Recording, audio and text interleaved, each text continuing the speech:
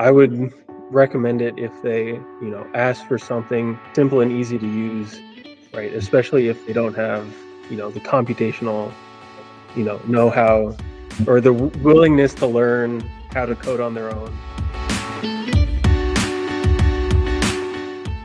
So my name is Ryan Kern. I'm a fifth year grad student at Georgia Tech. And so I work in the oilary lab, and a lot of what we do is medicinal, so drug design, synthesis, just working on developing new candidates for drugs. Well, yeah, so Hyperlab definitely made, everything a lot more streamlined, a lot simpler. I think all you needed to do was type in the PDB code, it would get it for you, and then you can draw in your ligand. Hyperlab is a lot, more streamlined in comparison to other docking methods. And then you can automatically go through and do the docking, do prediction of the different physical characteristics.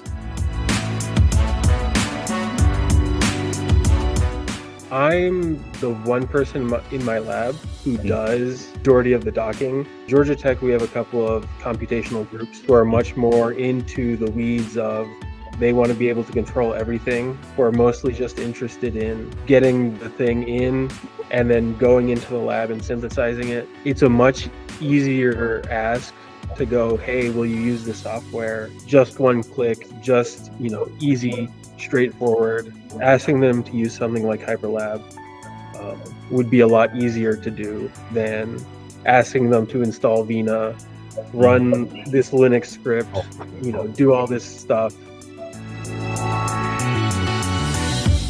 So I mostly work with the binding tool. Having the ADMT prediction, having everything in, a spreadsheet format where it has your structure, it has your predicted score, it has the predicted properties, helps keep everything organized.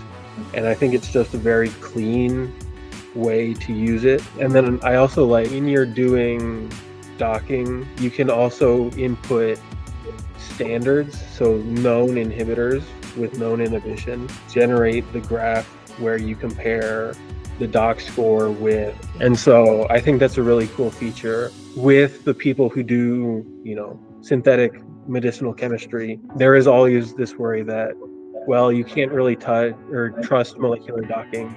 So having that to go, well, here you have this correlation, right? And so this should generally correlate with what we expect to see in the lab.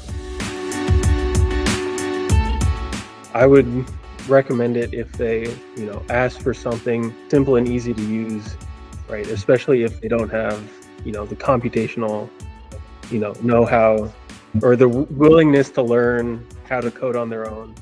It's definitely what I would recommend.